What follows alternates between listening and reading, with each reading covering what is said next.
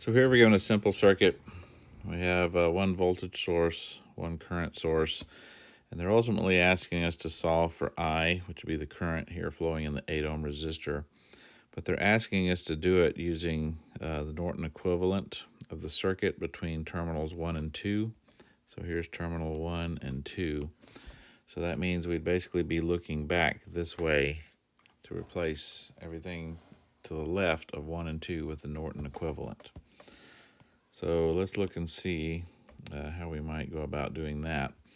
So the first thing we note is we can find the resistance, the equivalent resistance looking back into this circuit pretty easily.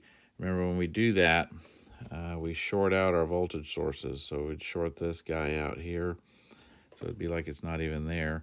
So when we do that, we can calculate then our Norton or Thevenin resistance as in this case we'll have this 3 ohm in parallel with the 6 ohm, 3 ohm in parallel with the 6 ohm, and then that'll be in series with the 2 ohm.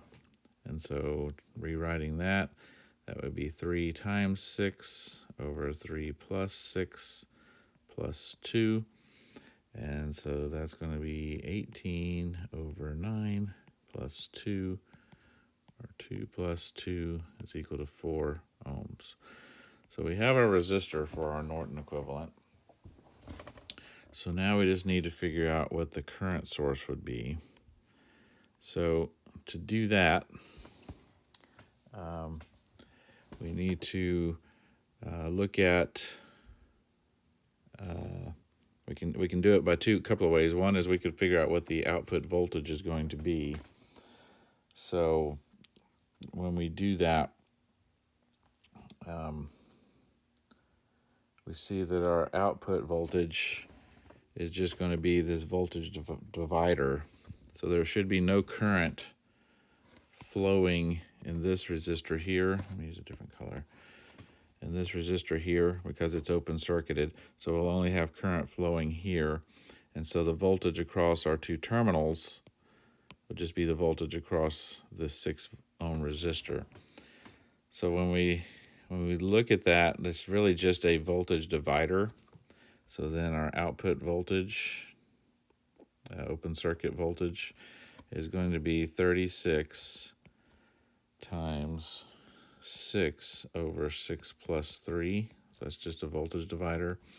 And so when we work that out, that comes to 24 volts.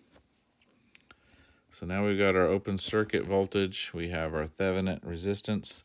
Now we can determine what our current will be by calculating our short circuit current. And so we get that by just using Ohm's law application to Norton's equations. And so that would mean our short circuit current, ISC, is going to be our V open circuit over our R Thevenin, which we've calculated both those here. So that's going to be 24 over 6. And so that'll equal to 6 amps. 6 amps. And so what that means then is we can replace everything to the left with the Norton equivalent. So let's do that.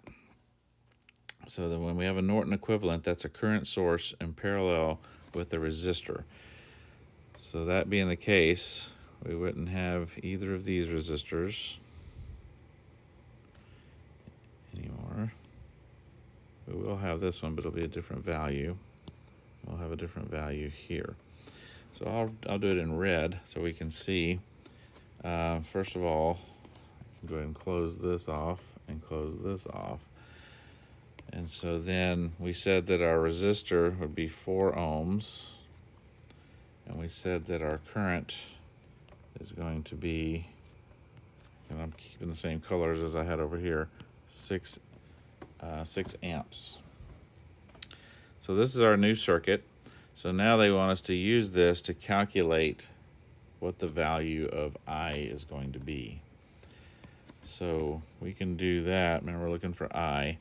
So first we can combine these 2 current sources here, right? Because they're in parallel. So if we combine them together, then that's going to give us 7.5 amps. So let's go ahead and do that. So that means we only need one of them now, so we can get rid of this one. And the resulting one over here will now be 7.5 amps. So 7.5 amps. And now we just have a current divider, right? We have a current source supplying current, and so some will go this way, the rest will go this way, which is the current we're looking for I. So to calculate that, then the I that we're looking for is going to be equal to our I source times what I call R other, which is the branch that we're not interested in, over all the resistances. So in this case, our source current is 7.5. The other, that's going to be this resistor here, the one we're not interested in. So it'll be 4 over 4 plus 8. And so when we calculate that out, we should get 2.5 amps. So that's the amount of current flowing through this 8 ohm resistor.